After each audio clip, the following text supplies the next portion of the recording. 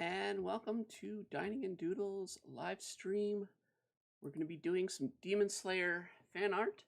It's going to be a bit different of a stream today, and that is mainly because VDraw is down. So I'm going to be doing this actually in live with myself on video. If you've never seen me before, I've been on a couple other streams, but never really live doing the draw like this. So we're going to be trying things out. If you like it, let me know. Let's get on to the art. And hey, how's it going? This is me, in person, live. And we are drawing this setup. I've already sketched out this morning. The main reason I wanted to get it sketched out is since I am going to be doing both Nezuko and Tanjiro. And this, I wanted to get the scene sketched out. So we have the rough, sort of, you can see here, the egg shape here that we started. And you can also, if we zoom in a bit, here, and down to the legs. So, I mean, I wanted to have this, in this drawing, to have Nezuko coming out of her box, being a person who actually pays for Funimation. I did watch it through Funimation. So, I mean, it didn't take long. I didn't get to go to the movies to see it, simply because of how I was with my health at the time. So I was not able to get to the theaters when it was out. But I was still able to see the Mugen Train movie, the great anime movie. There are many great anime movies, in my opinion. So it's not to diss any of them out there, but if anime to the TV show to a movie, it's rare to see what Demon Slayer did. And that is to have a true continuation of the series in the movie, which was just brilliant way to do things, especially if you have some of a shorter story arc to go through. Tanjiro, and we're going to get to layer to work from him. We want him on the top layers and then Nezuko on the back layer. So we're going to try and do this stuff here. And we're just going to make his face. Bring it on out.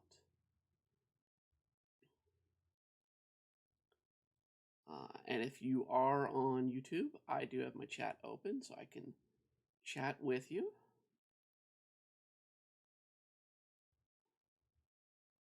And we're just going to, did this because I did a poll on my Deviant Art, which is simply deviantart.com/embryarts. I do a lot of releases each week, especially through Deviant Art. It's where I have the majority of my fans. And I did a poll as to what anime people wanted to see fan art from. This is tied with another, I believe, 2 series.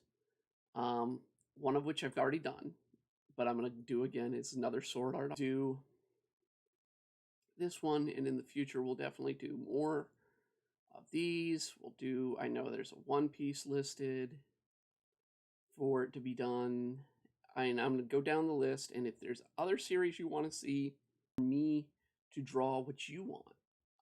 This is truly just a drawing series that is out there for the fans.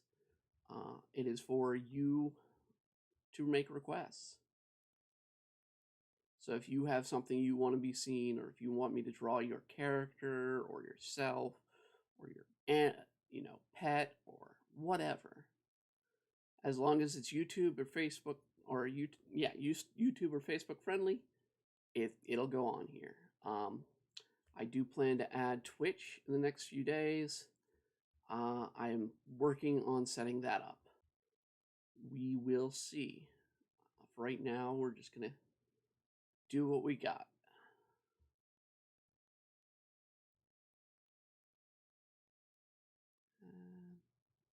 We're just doing sort of the basics of the face here. So we want to get the ear. And then I've got the references over in the corner of what Tanjiro and does it. I don't know why I'm slipping on her name. I know I'm gonna be chewed out for it. I with both characters, I want to make sure that we get them sort of the look they going. So actually, I want to redo his eyes because he does have those rectangular eyes, which is sort of a trait specific to him, I believe, in the series. So we're going to do the rectangular eyes.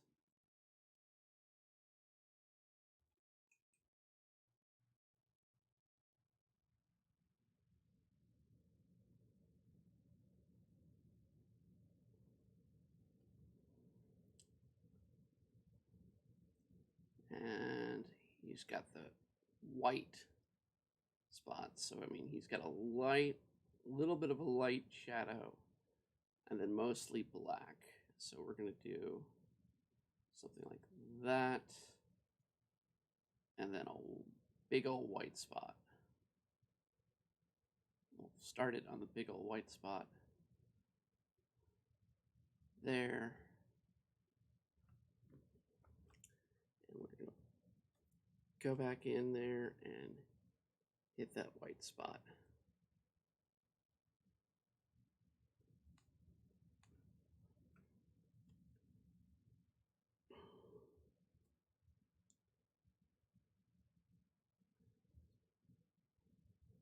Nezuko, that's what I'm keep screwing up, and I know I've probably been chewed out by this point.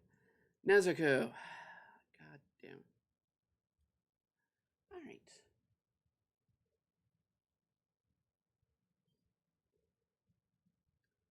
He's got a bit of a chin, and of course, be doing our trademark nose that we've done. We've already got the chin. The scar is the scar and the hair is what's really going to be the trick. So it goes outward, inward, and then it has two open spots, one of which is a partial heart. All right.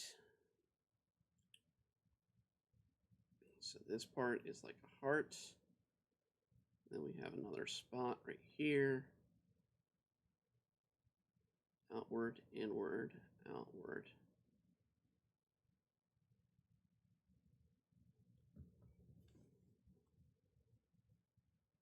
Let's get a little bit of a notation there.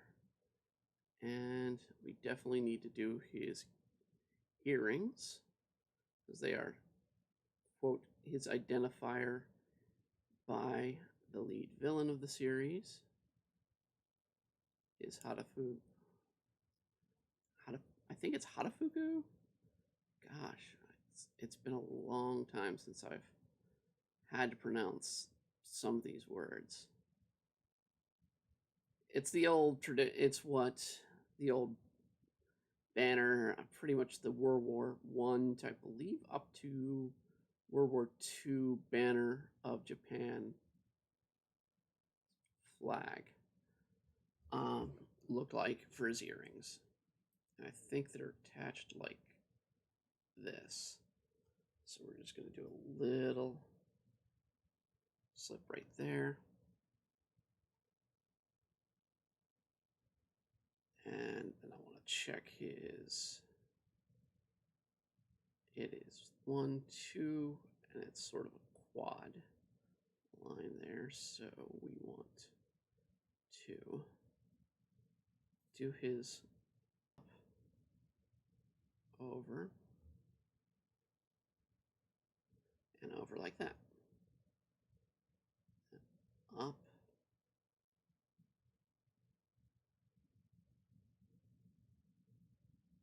Over. Well, that's screwed. And sometimes helpful.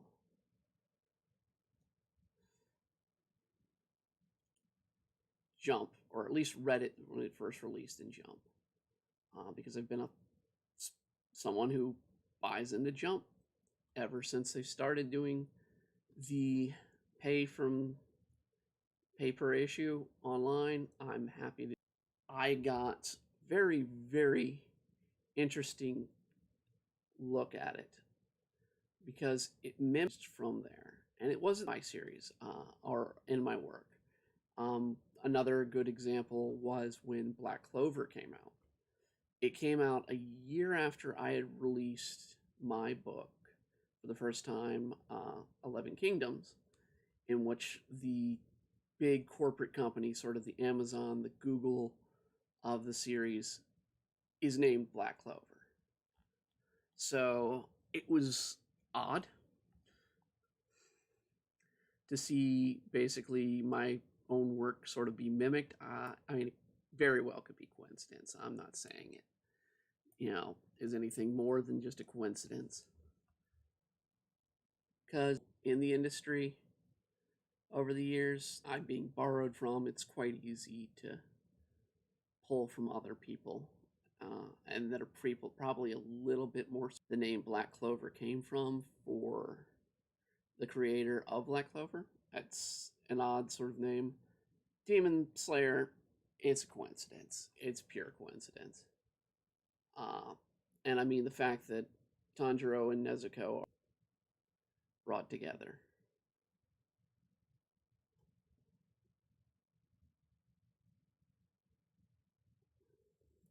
They're both. They came out.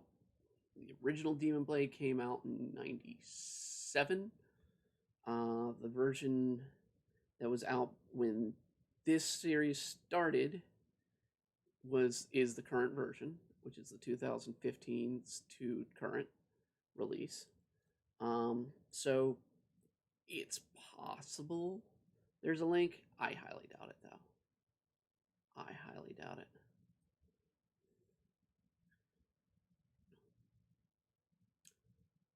And if there is, I just honestly, I'd be honored if there were. I highly doubt it, though. It's too good of a thing to say. Let's see here. I'm trying to see how the hand's being held, so it'd be kind of like that. So, well, actually, it's more like this, isn't it? No, no. This is down, this is up. So, thumb would actually be, I believe, right there.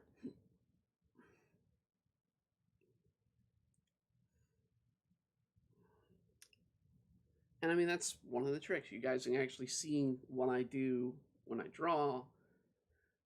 I want to make sure sort of where the hands are going, even though I don't have an actual sword with me. I'll try and mimic it to mimic the position, or later when we get to Nezuko and get to her hands, while I've kind of drawn them out a little bit,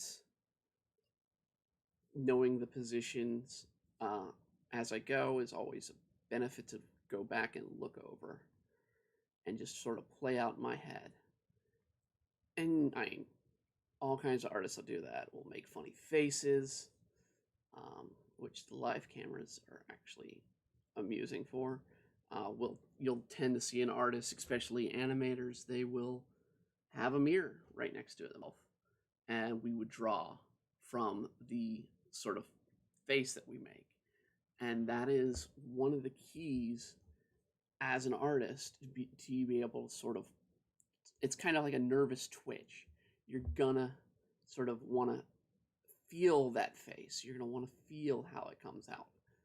And it helps you sort of picture in your mind how the character is going to be.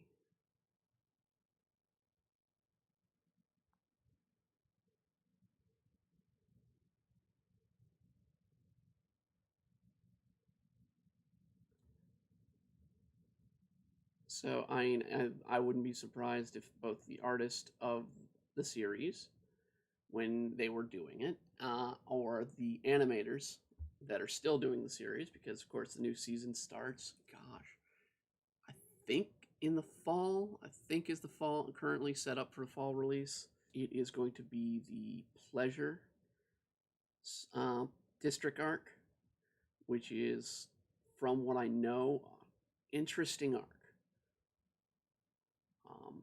Definitely different than Mugen Train. and definitely different than the last two arcs and the anime, which is good. And I mean, given at this time the manga has completed, the manga is over.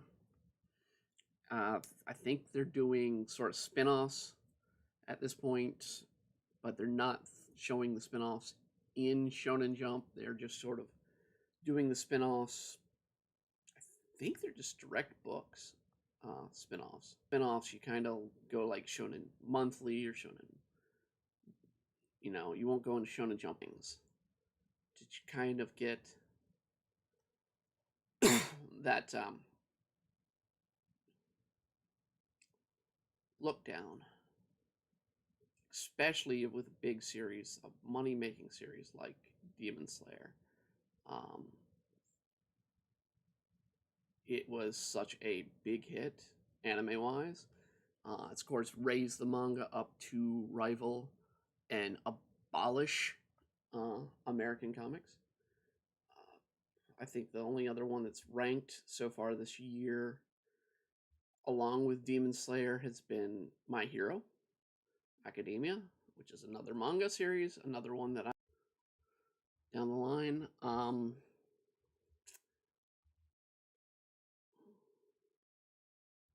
His jacket, sleeve cut. So let's get a larger eraser.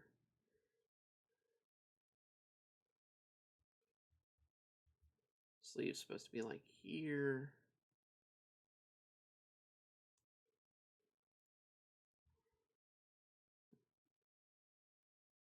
Yeah, there's his thumb right there.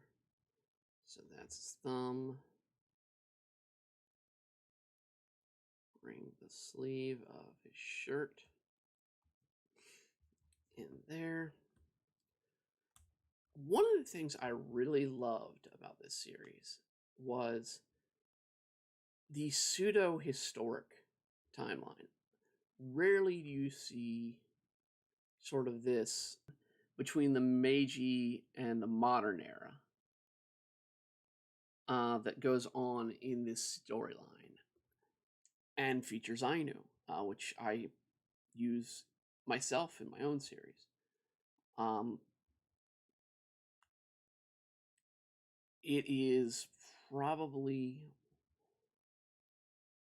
a wonderful point in time that I don't think we get enough of in most stories. We don't even really get it in American TV that much or movies, where it's that sort of war between World War One and industrial age,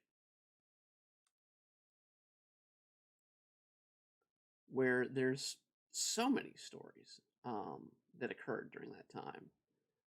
I'd love to see a horror movie retelling of is it H.G. Holmes, the infamous murderous guy. If you've never studied him, he created how many people this man killed in his time. But I mean, it was just fascinating that someone could create something like this and then just go unnoticed. But I mean, he was the dude almost got away with it. And he was a horrible person. But it happened right in that sort of timeline. You have the formation of pretty much at that time the Secret Service. You have the formation of our modern day police forces. There's so much that dramas and TV series that could come from that time that hasn't. That's really odd. I think there are a few good ones from England because, of course, they always feature Jack the Ripper around that time.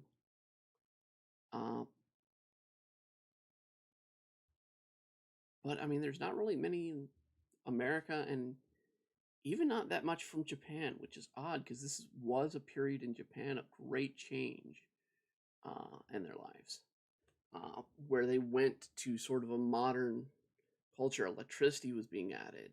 Their worlds were literally being changed. They were being forced to open up to the world through the Meiji era, and from it, they've grown like immensely in 20 to 30 years.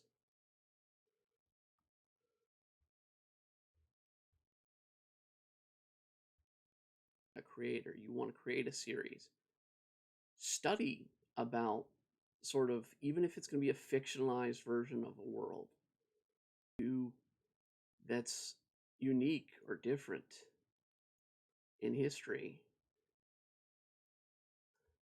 and take that study and use it for your creation. And you could do sort of a modern tale or an isekai story or whatever you want to do. Yeah, it takes place in a future. I studied the science that's under development now, but I've also placed the story because it's a bit of sort of like the other world, almost a little bit isekai, but it's not fully isekai. It's in cultures in a different way. Uh, some of them stayed pretty much remotely the same.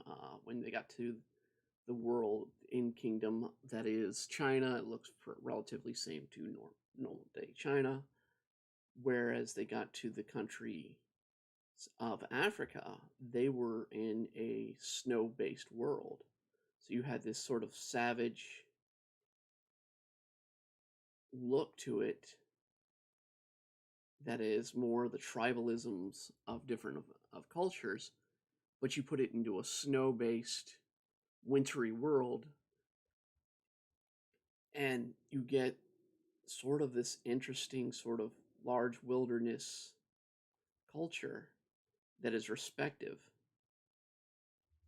of its land and its people.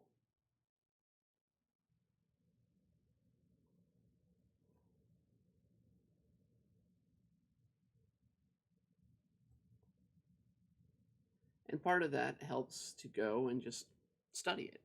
Just if I were going to do a piece on the, say, Greeks, I would go and study Greek culture. I would study, the not only the myths and legends, but the history, the actual histories of them. I would study the art and give a sort of feel for it. It always helps to know what you're working on. Okay, so I think one picture showed that as a solid, and it's actually multiple parts according to this picture. So we got that.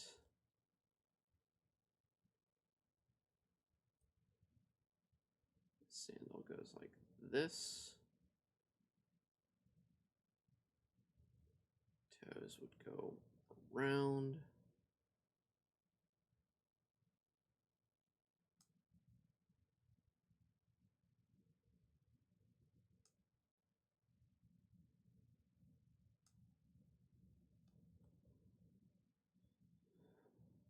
Over, around, and that goes on his culture. Is how sandals were a good thing to fight. Now, mind you, it wasn't just Japanese culture. It was, early European culture. Pretty much throughout the world, they would use sandals. But I think of how I wear sandals. They fall off all the damn time. They are not the best things to be going running around and fighting somebody in my opinion. I know there was stories of them breaking all the time, here and there, of people training.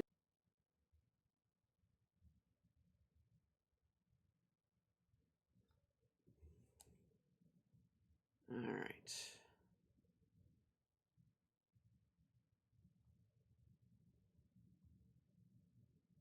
trying to do the box from memory, but at the same time, I had a picture earlier, but I lost it to use. So I'm just going to try and do it from memory. I know it's got 3 metal bands and then the rope, which I started to do on Tanjiro here.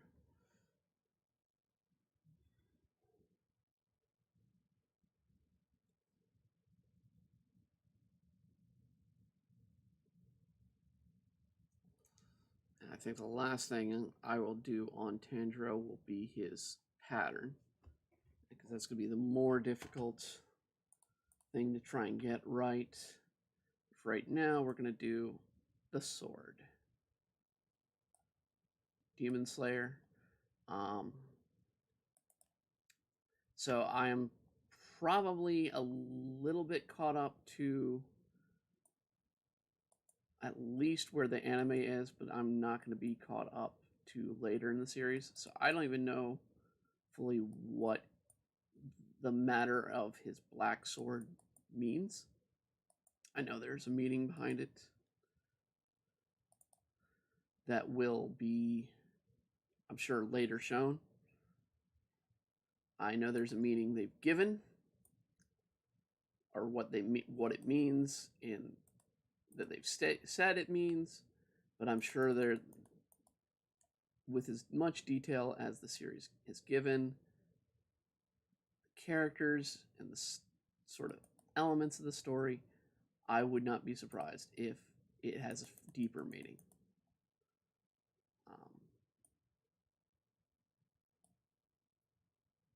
And I've screwed that up there. All right, let's get that there. Still a mess. Let's zoom in. Bring that here. Over. Down. Over. And down further and over. Okay.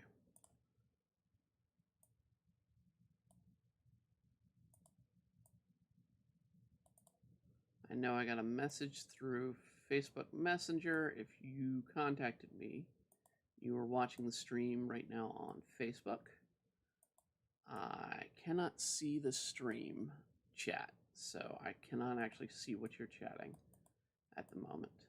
I don't know if there's a way I can set up the Facebook to come through at the same time and it comes through YouTube, but right now I can see YouTube. So if you want to come in and chat on YouTube, I will be happy to talk with you. Or if you're watching this later, by all means, talk to me then. Just leave a message. I'll respond as long as I can understand it. I know I had a message come in last week during that stream, and I have no idea what it said. I apologize to whoever wrote it, but it looked like a link. I tried the link. It didn't work. So if you want to send it again, by all means. Actually, I am going to go back here. So we're going to undo a bunch of stuff here. I don't like the position of that hilt compared to where the, what is it? Sambo, I think. The part of the sword, this part of the sword, which is basically the stopper. If you learn about katanas or any other Japanese sword, it absorbs, keeps the hilt of the sword secure.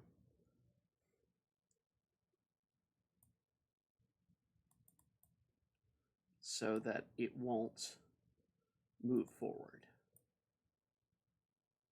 as you're swinging it, which would be a really bad thing. You don't want the sword sort of flying off, or parts of the sword flying off while you swing it.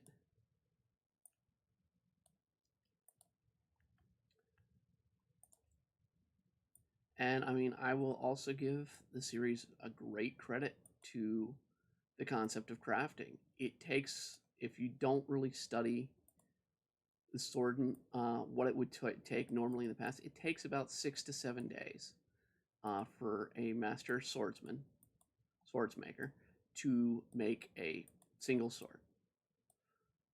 In Japan, in Europe, you would have a almost, gosh, you would have a cut stone, and you would melt the metal in that way. But because the techniques and processes of using metal 7 days to make one sword. And that's not even saying the completion of the sword. That's just saying the blade itself takes 6 to 7 days.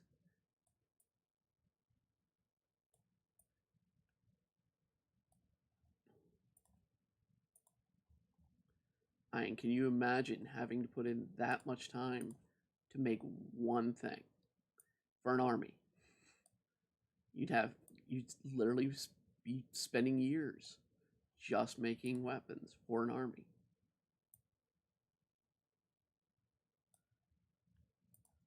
Japan, while most market people, manufacturers and sort of what would it be, merchants were looked down upon because money was looked down upon as sort of a bad image for a long period of time.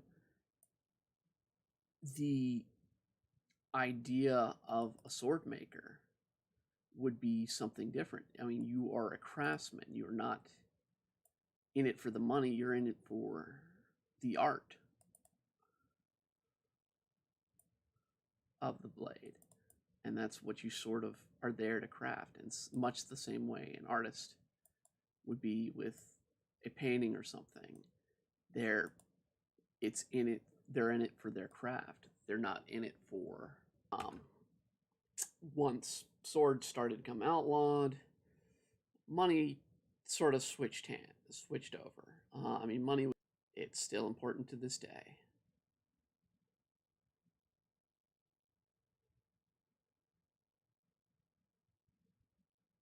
But back in the time that this series took place, money was, of course, very important. The craftsmanship of sword making was going away. Heck, blacksmithing was pretty much going away by that point. You had turned to machines doing the stuff instead of people doing the stuff. So it became more of a manufacturing. And once you got to manufacturing, then you get lower quality crafts. And sadly, there are very few great sword makers these days, and the only few left were the ones that trained to do it as an art, not as a build this weapon. It was literally build this craft.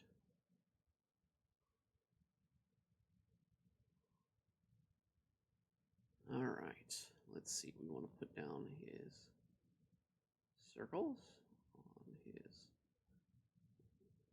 little leg pieces. Marks there.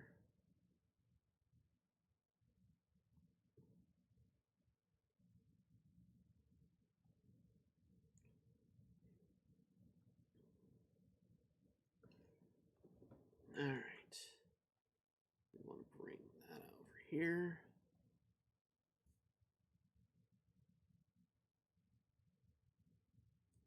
And we're going to bring his outfit around like that.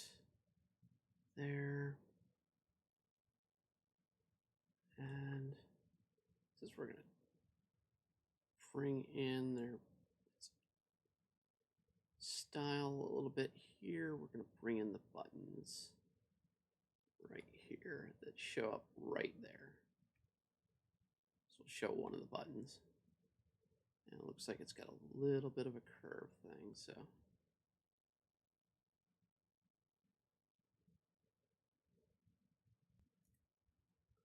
Let's give his sword the end piece here. Another very important piece in the sword making. This is sort of, if you were going to be subduing someone, or you're going to just lightly tap things, because the sword you was meant for killing, you would usually use this end cap here. I know I've written them down before because I've had to know them for Demon Blade, but the name of the part completely slips my mind. I mean, that could be the Sunbun. I completely forget what it's called.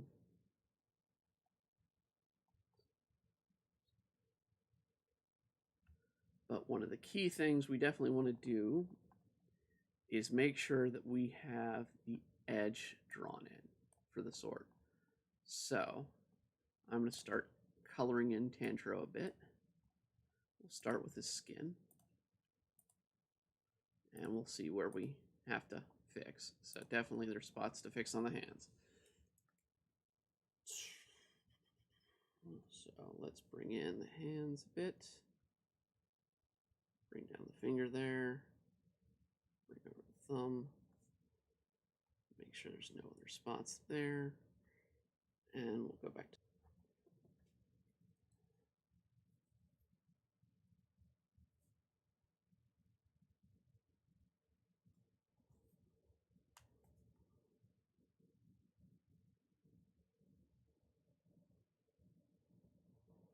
bring that over.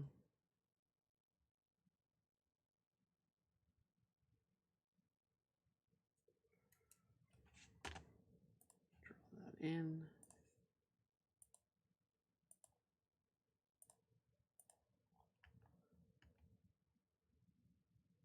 Now, one of the important things I wanted to state with this series and with all the anime that I'm going to be doing in the future, support the original stuff. I mean, absolutely. I know a lot of people will be like, hey, you know, I can't afford it. If you can, support the artists.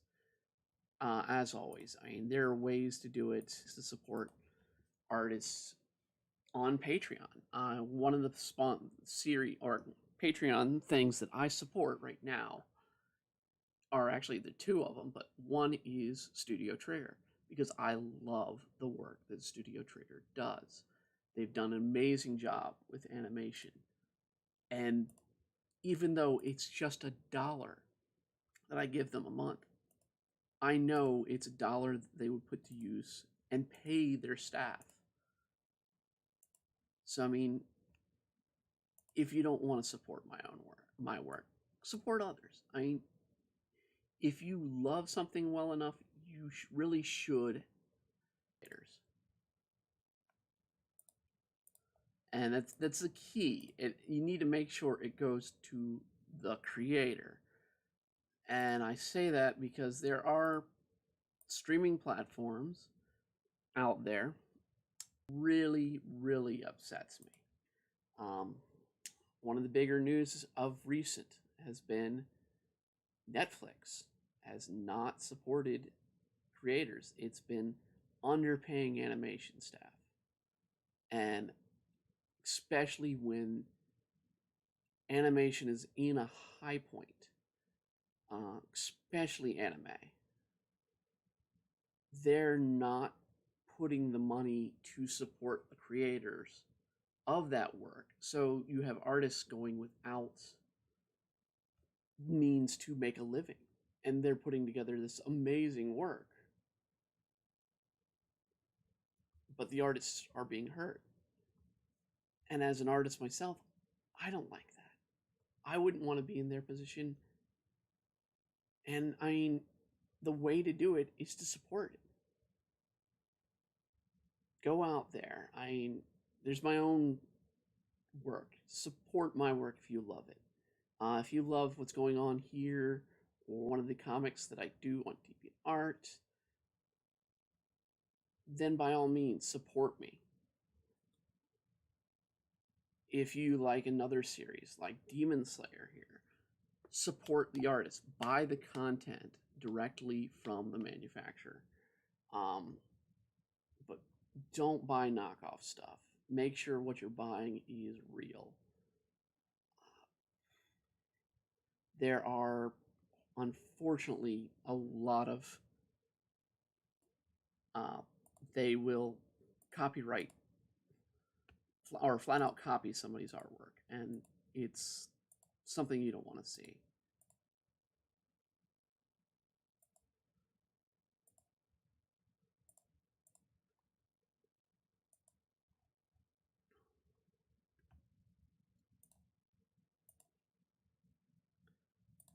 As always, I'm using references here to sort of get the colors down. These being official art from the series, the anime series. I don't have the official art from the manga up here because I wanted to do the anime art because it's more familiar to people. I don't know how many people read the manga versus the anime.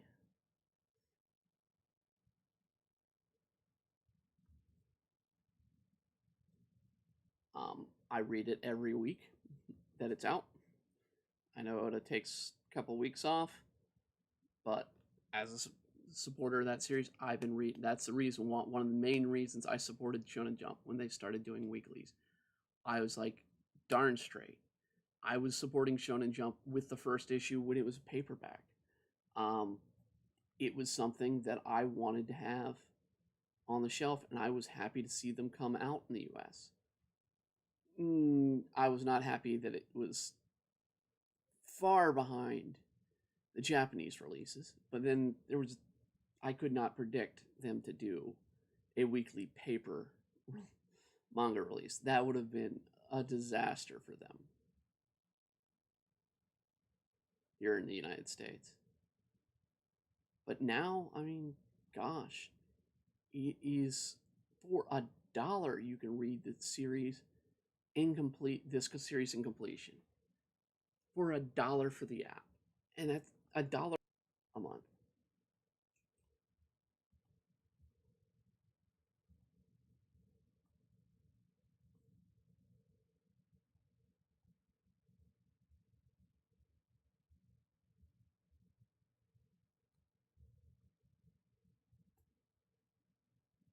If you love it, support it. If you don't love it, or if you don't support it and you do love it, don't be upset when it's gone. And sadly, you want to make sure you're supporting the creators of the series. I mean, sure, they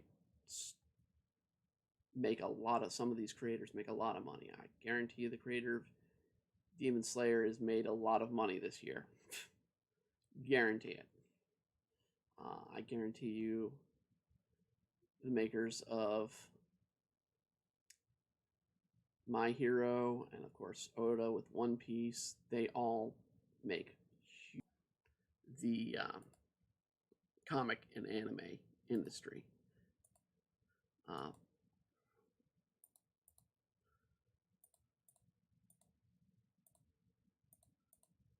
so I mean, it's something to note when you go through and see the art. By all means, support. Even if they're like, oh well, I don't don't want to support money for them. I mean, please, if you like something, support it. It's a way to guarantee that they have money to keep on making.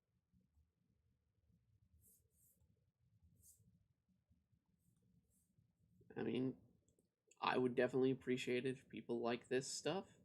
If they, and I will be happy to produce more as long as I can.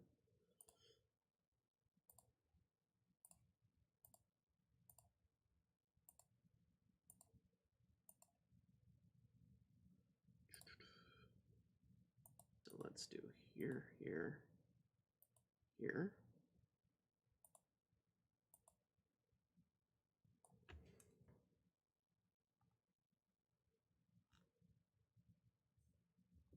And do the Hatafugo earrings.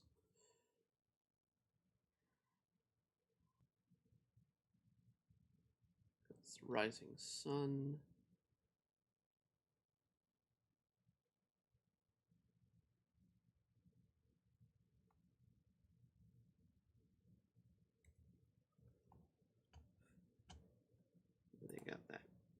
grayish bar right here, and a blackish bar right.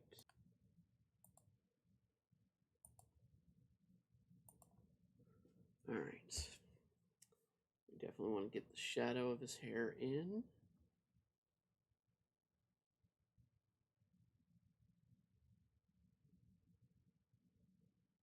This is a very stylized look for him, but we need to make sure that we have some spots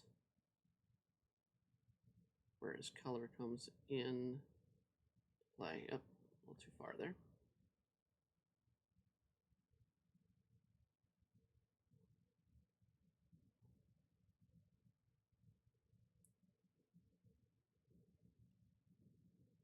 Bring a little bit there.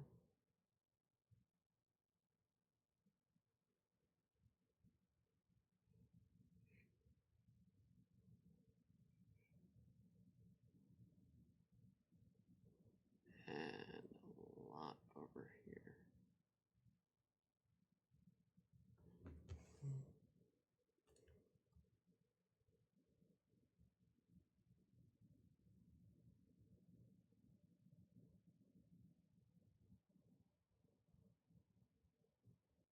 Just spread sort of his hair look, and then we'll go back over and do a few more highlights down the line. Another series I am finishing up, anime-wise. I'm starting the manga because I haven't really read it, and that is Jujutsu Kaisen. I love the series from what I've seen. Of course, the anime I think is only the 24 episodes. I could be wrong. They might be coming out with a new season. I'm literally on the last 3 or 4 episodes at the time. So I gotta say, I'm a fan of Shonen Jump series, and that is definitely another Shonen Jump series that I've come to enjoy. There are some series I like more so as an anime than I am not a fan of Bleach concept without really. I mean, it's just it was Dragon Ball all over again. I enjoy Dragon Ball Z and all that. And I explained this on the Goku. That I watched the series, the Boo Saga. I even watched in raw Japanese before I saw it in English. I couldn't take it. I mean, it's when it's like, oh, here's a new villain. Ooh, let's spend 20 episodes of powering up or getting stronger, whatever. And Bleach did it far more than Dragon Ball did. And that's what really ticked me off. It was, ooh, here's a new villain. Now we gotta train. Ooh, here's a new villain. Now we gotta train. And I think that's why I like One Piece. Luffy go on his own. He would all the time run straight to the boss. He wouldn't care to train. He thinks up of moves on the fly. The 2 year time skip they did was simply after Luffy got devastated. I it had more of a reason then at that point. His life was utterly just destroyed at that point in watching, and spoilers if you haven't read the series, in watching his brother Ace die in front, literally in his arms. So I mean, yeah, that would be a devastating moment for someone. I'm gonna give it the red undertone there because I actually have a wonderful brush for swords, especially did black there. And like I said, one of the important things with drawing a katana it's to draw this sort of wavy edge. And I want to make sure I get the color of his edge right. And that is, if you're going to buy a katana and it's not a real katana, if it's ununiform and it's done by hand,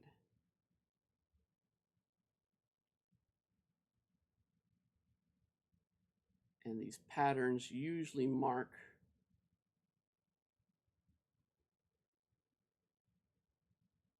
the look for properly polished edge. So an edge that is not uniform.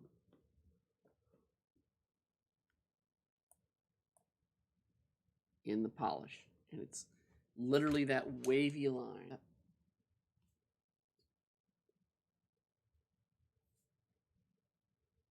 This is going to be hand.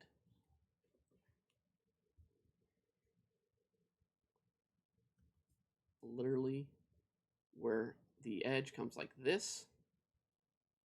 You have one pinpoint right here, which is where the pin goes in through the handle, and the handle wraps around in full, like that.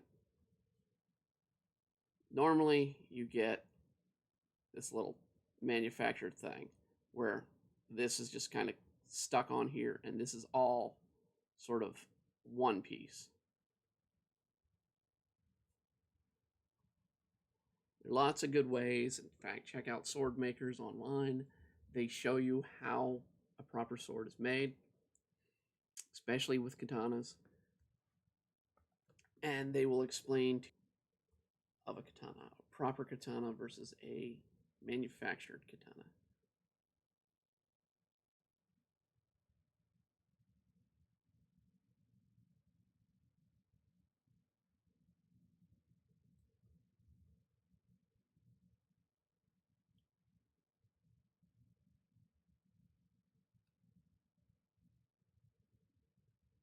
We're just going to try and finish up Tanjiro, and then we'll get to Nezuko next.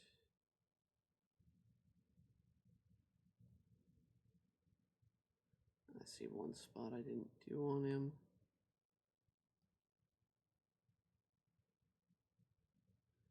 We just want to kind of get a look here going.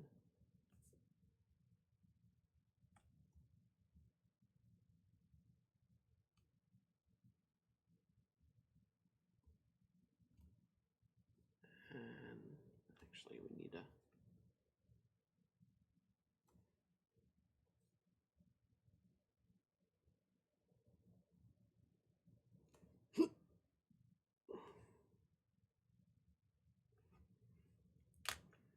all right. I can go through and do my eye by fading it a bit. One of the things I'm going to do is grab my selection tool so I stay within the lines. Easier, and I can make these patterns uniform.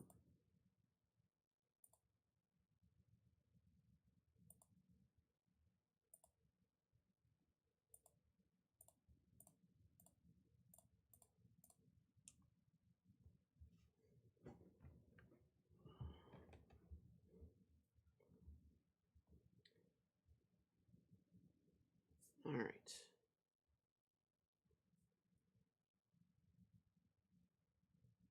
And we're just going to kind of do a line down every few segments here.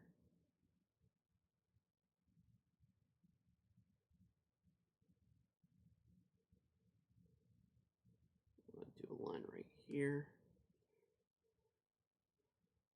We'll go back. Do our segment right there. Segment right here. We're just going to be hit, so that's going to be like there. We'll do another segment right on top. There, like that.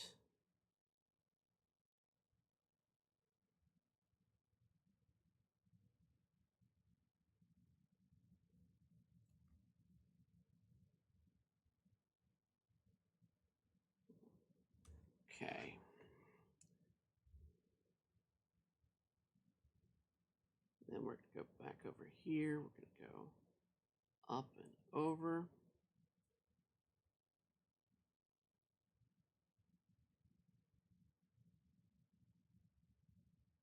Segments here.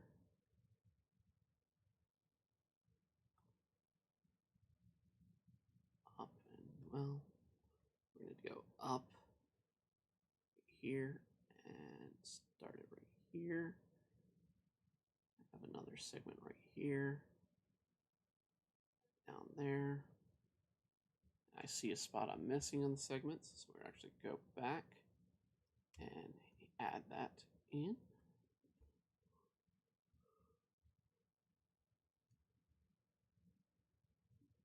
To segments right here.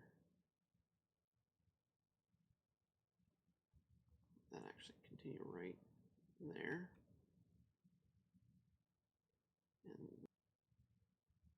And see, I've already messed up there.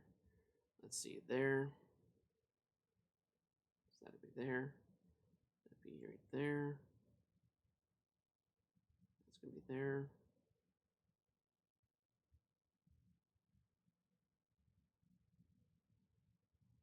We'll do one there. Do pattern here. Up.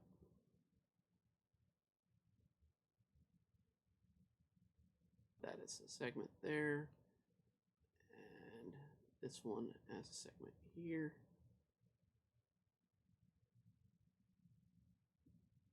And we'd have a segment right in there. Well, no, wrong segment. Right there.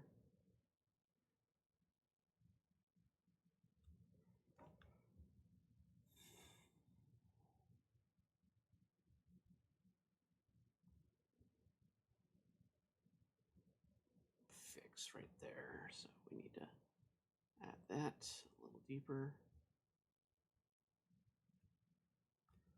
And we're gonna fix the dark there. That's should be segment like that right there.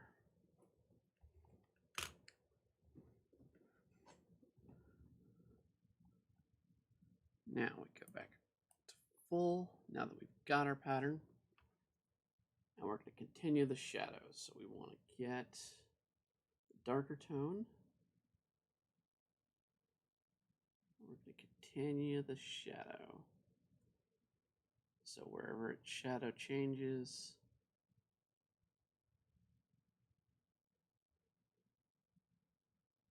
we want to bring that over into the pattern.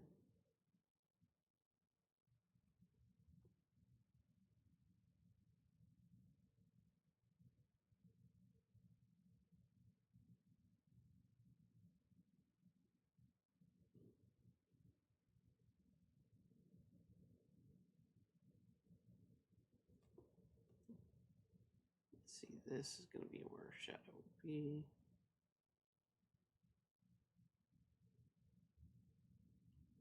So let's put in,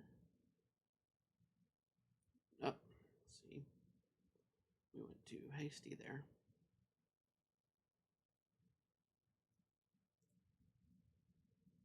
Still too hasty there.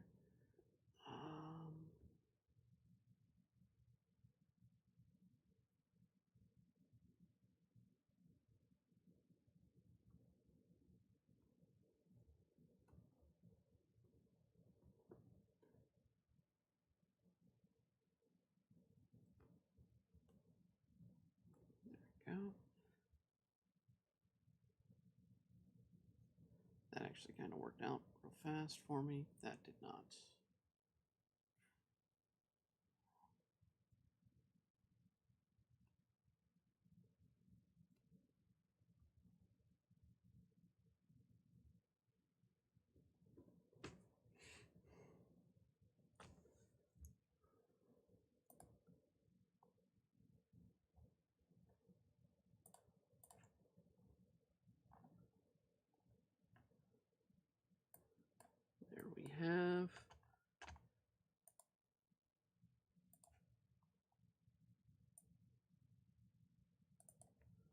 There we have our boy Tundro.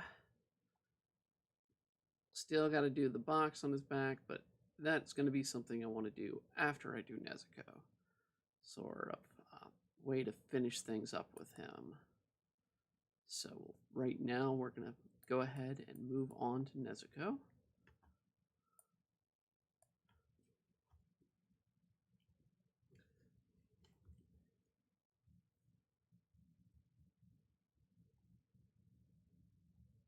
And I wanted to have her to have a sort of strong point of her power sort of showing through.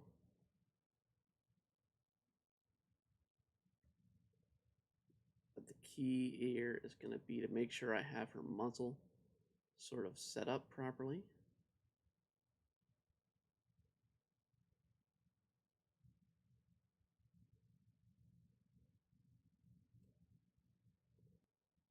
And she has one sort of stroke.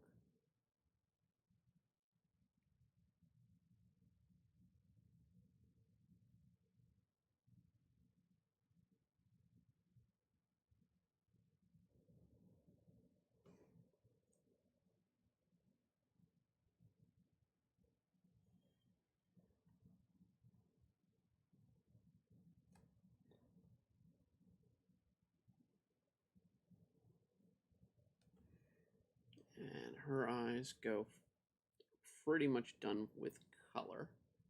So we want to go ahead and get those started. So we're going to start with actually a layer of white, then a layer of pink,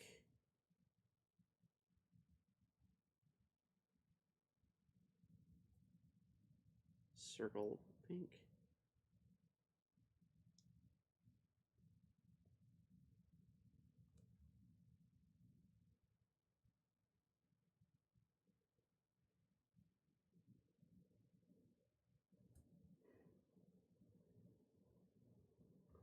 then we got the darker pink on the inside.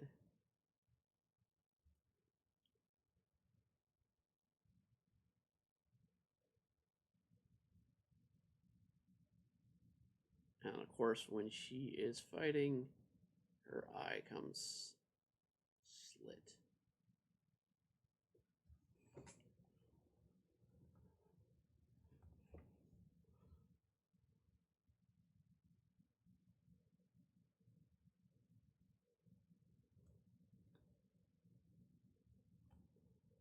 Okay. All right. So, bamboo piece has two rings on each side.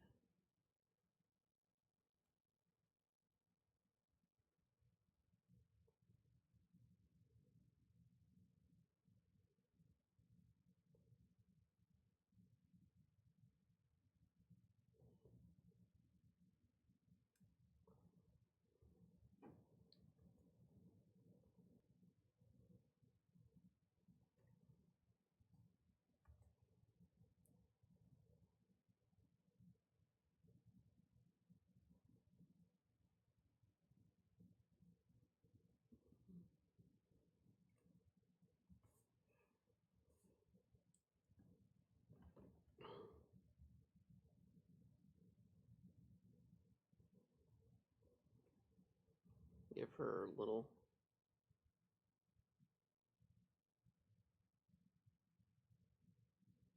pouty face nose.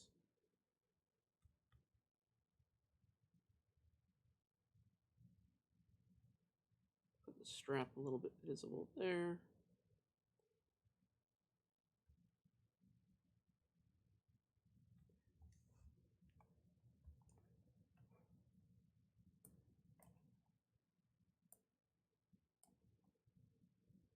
And her hair literally does sort of this old seagull style, and I'm going to call it seagull style part, because it's got that V that you would draw when you're a kid or really don't want to draw the bird. Sort of got that V style hair. part.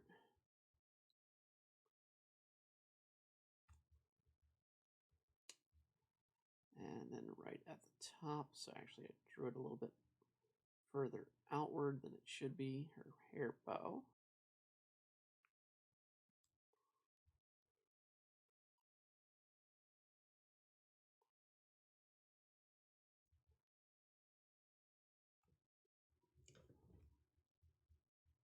Now we go down into her outfit.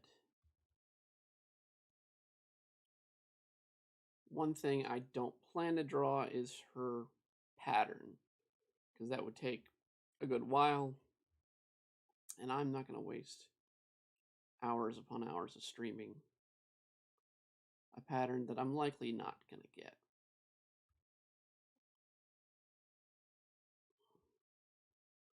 All that right. I might do a mock version, but I'm not going to do a full version of it.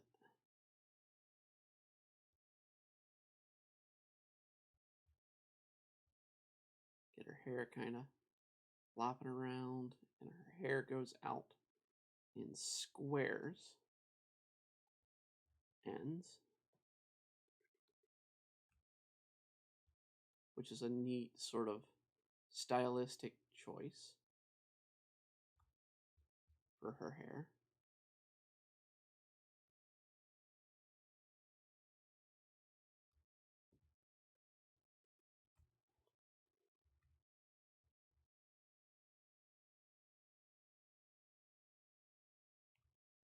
Oh, screwed up there. Try and keep it as uniformly as I can.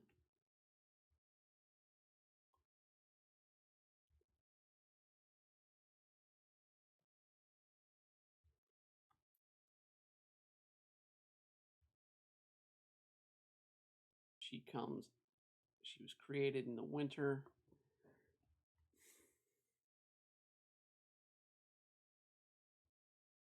So she was wearing multiple layers, as was Tanjiro.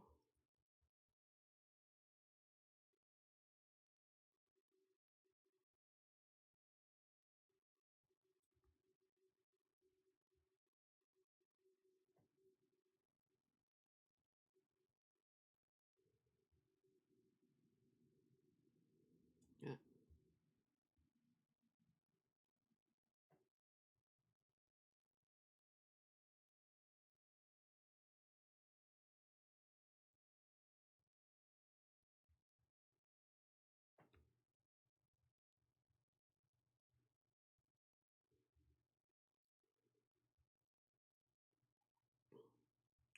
With hair, feel how it goes flowing wise.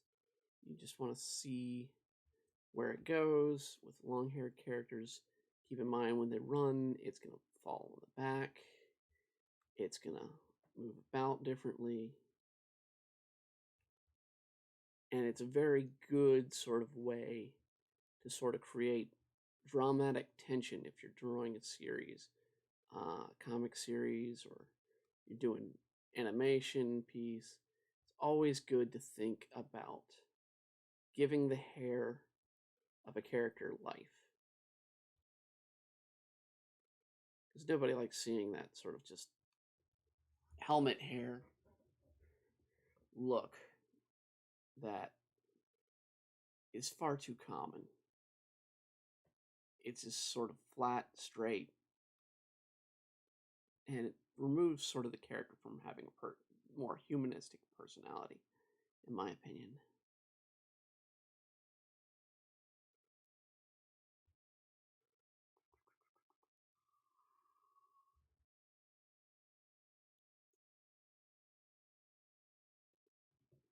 Let's see here.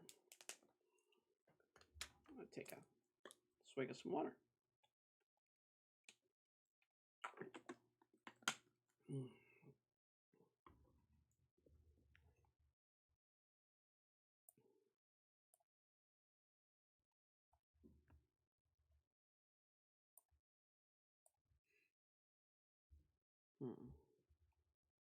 Okay, see how her outfit goes. Okay, there's not as much of a define to her kimono here. So I need to remove that.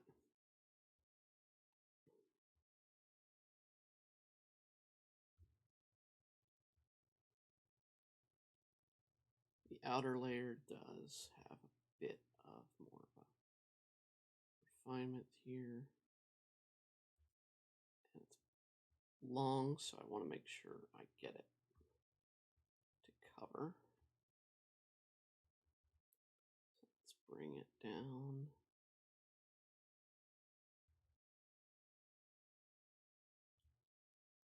Over.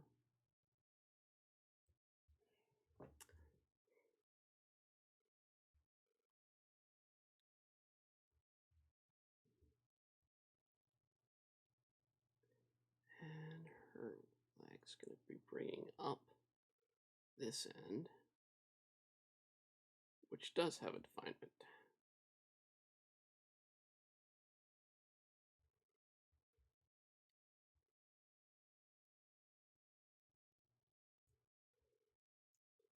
We're going to have her leg going into the box. Right there.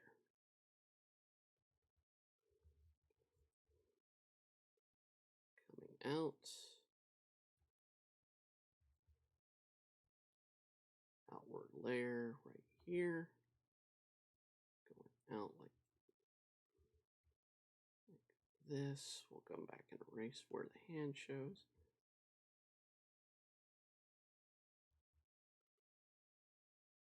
And it goes down in there.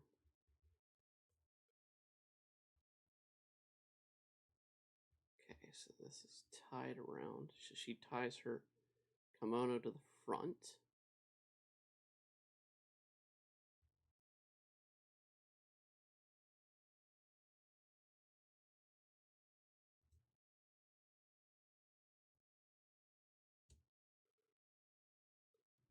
And there's so there's a knot right here.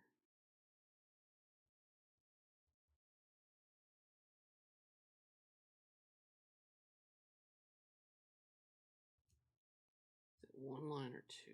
It's two, okay.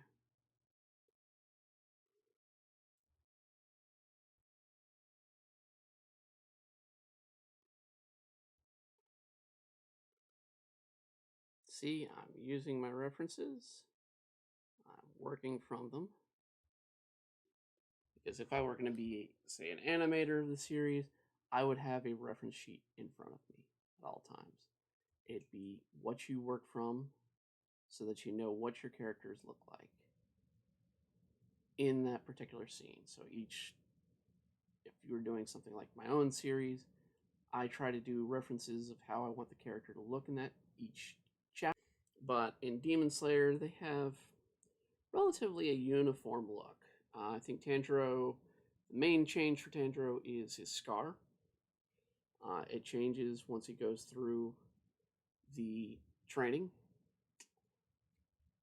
It changes into more proper demon mark instead of just, I guess, a birthmark was what it was beforehand.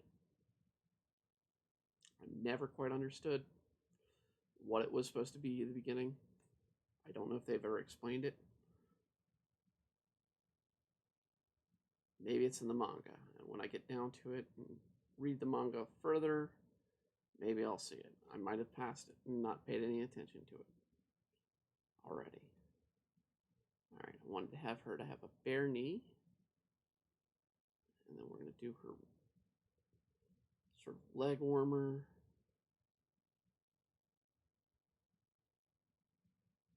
Slash boot, I guess is what these were.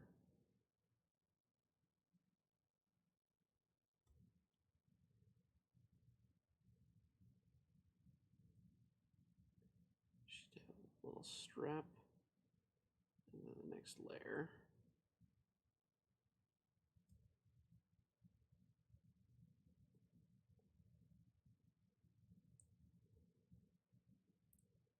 And a strap. And the next layer. 3 layers or 4? 1, 2, 3, 4. strap kind of goes over the foot.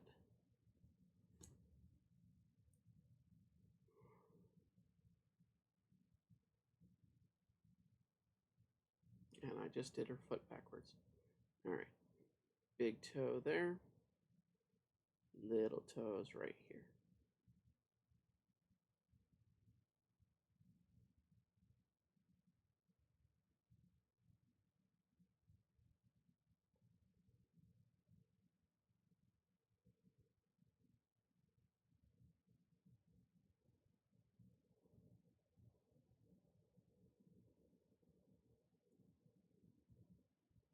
I'll actually do the sandal coming over the box.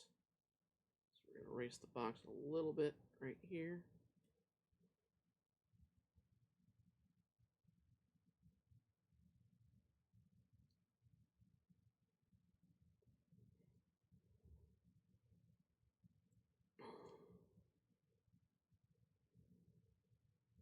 We want to finish her hair up a little bit here.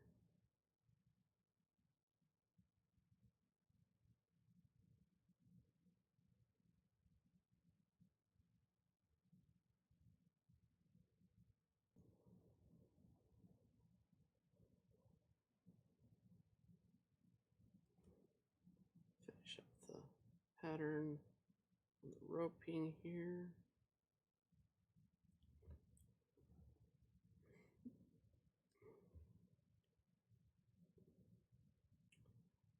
Because this is a thick kimono, because it was a winter kimono, there's going to be some sort of creases in the corners. This is something you'd want to wear that's be nice and warm.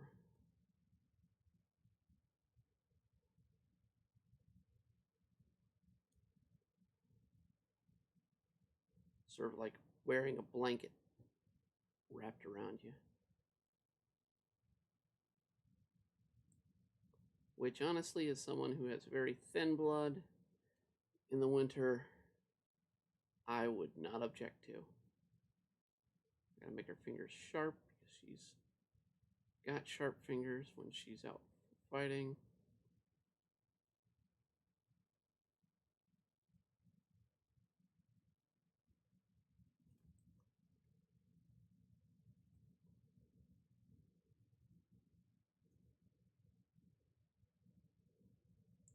Put your hand down.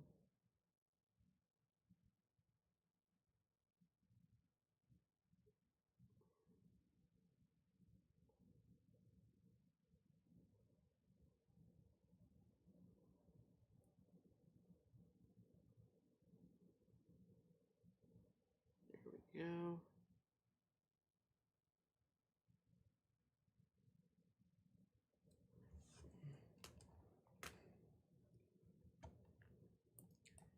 And the last part I want to do is go over here, bring that jaw of that box open.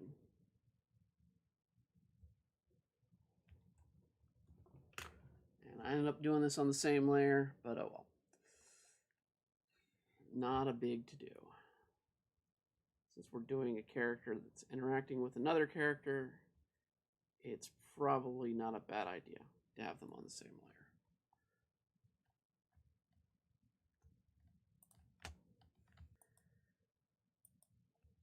Come on. That's for me.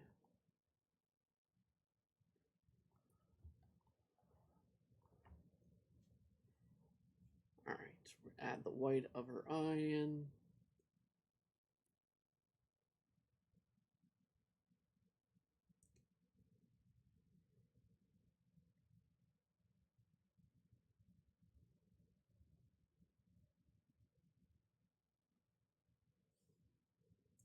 I gotta say, this is enjoyable. This is probably the first time I think I've drawn of any of the Demon Slayer characters.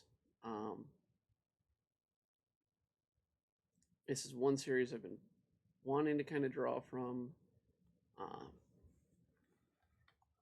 but it's never really come up in any of the requests that people have made or commissions that people have asked. So I've never had the chance to really draw these characters before. Now I want to get her hair fully colored in black, and then I'll come in and do her tips, because her hair has that colored tip to it. Oh, that was supposed to be an open space.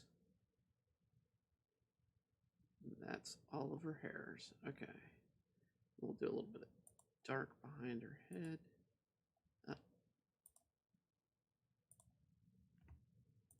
Let's get her outer coat.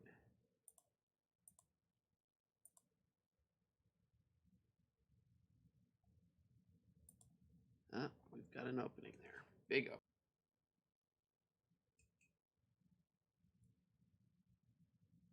There we go.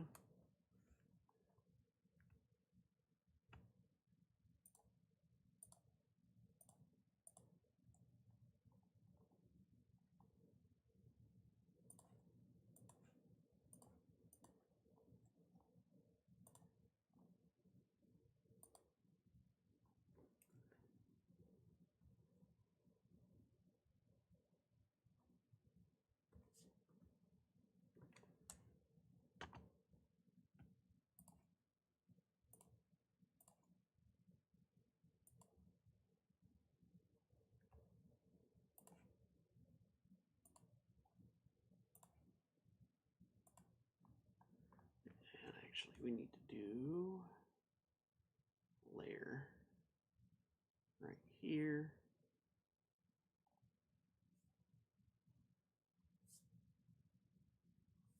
Get the dark of her chin right there.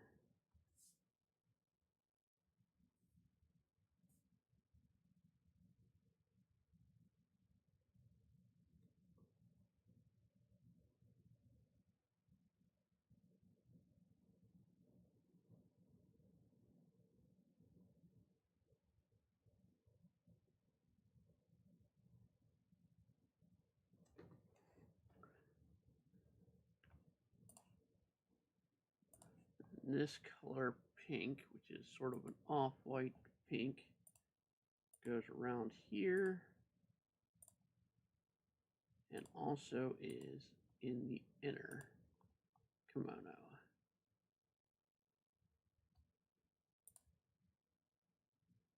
And then has shadows coming around. So actually this would be mostly shadowed right there.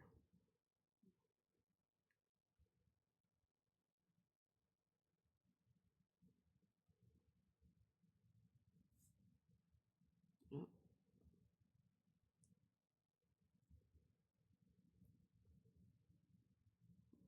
There. We do a bit of shadowing right here.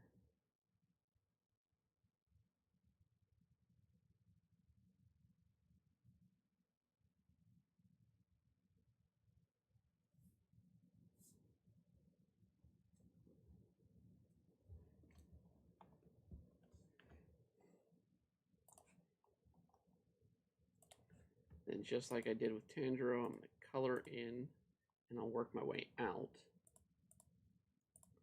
on hers, but it's less demanding than Tanjiro's.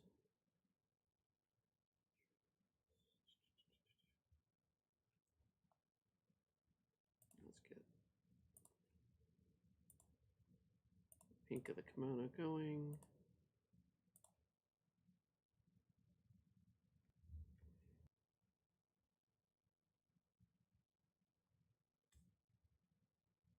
That will also be in her hair.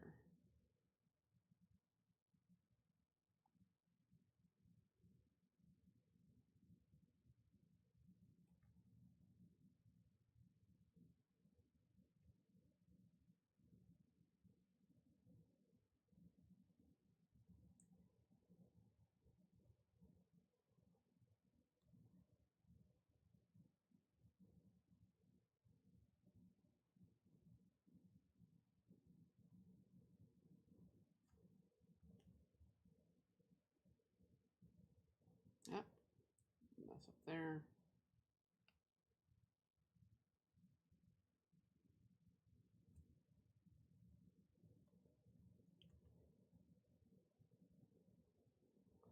Now, I always thought her hair was pink on the ends, but I guess it's orange because that's what the reference I have from color to color in the series. But we go with what we have for reference. So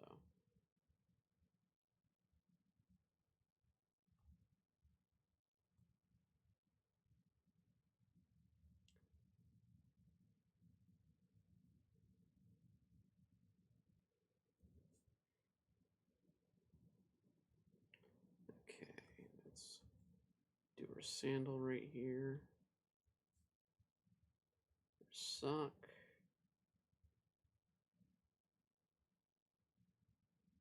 Which is also the same color of those. And then that mimics her outer coat, it looks like, color-wise.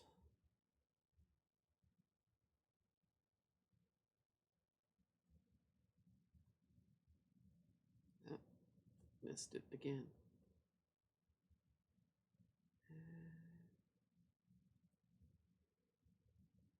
That should do it.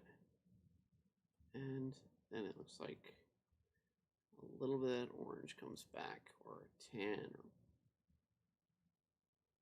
brown, or whatever on her sandal.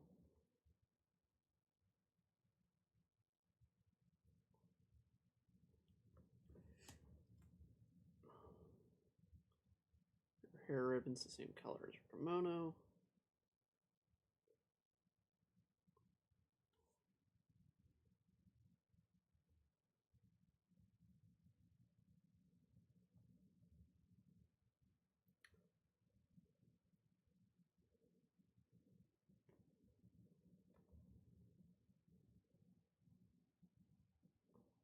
Do a little bit of a pattern here. Try and mimic hers.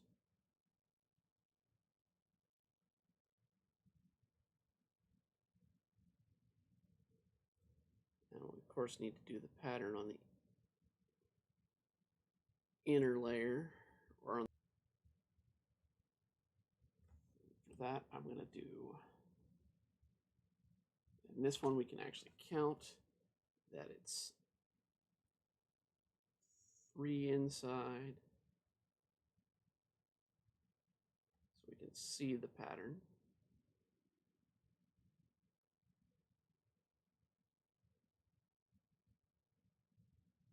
Probably should have done this white.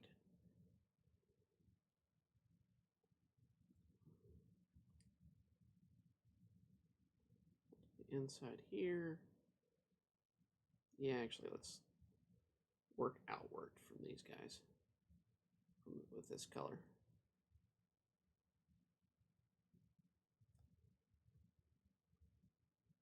A bit easier to get the pattern that way to look right.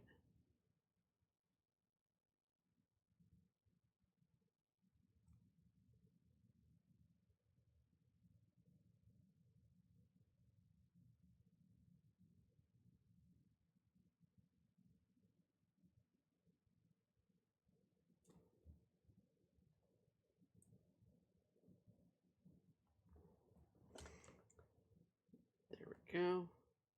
So if we're going to do that, then this one's going to be black or colored in. This one will be colored in. This one would be colored in. This one, this one.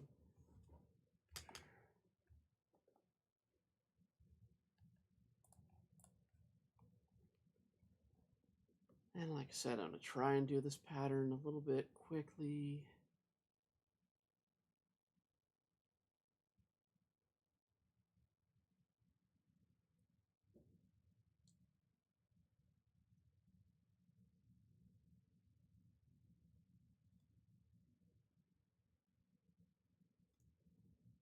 And I need to do her straps also, which I believe are the same as this color right here.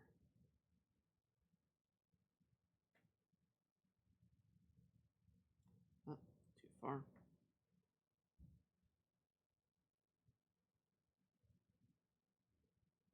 Don't need to be fully accurate with the pattern because, darn it, I can't really, like I said, spend too much time on this pattern.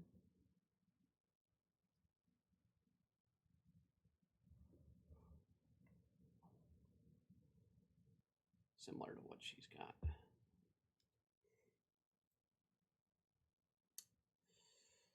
And we color in her straps.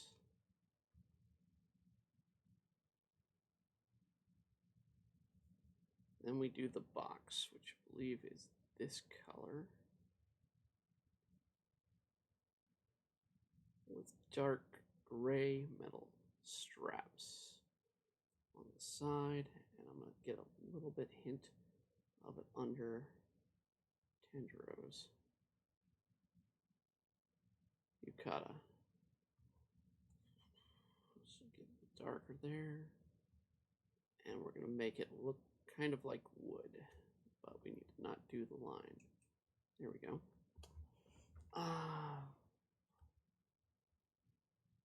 Dark gray, dark gray.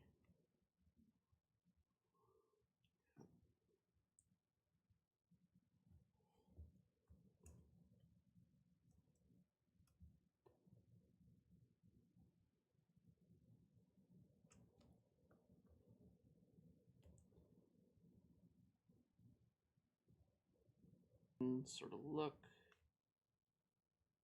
by giving it some scratches.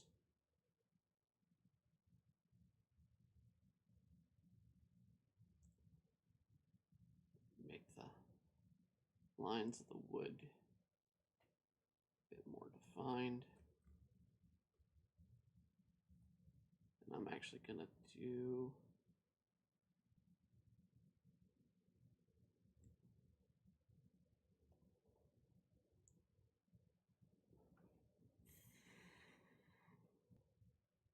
and we are pretty much done now. So we're going to move that on off, take her off on there, initial it,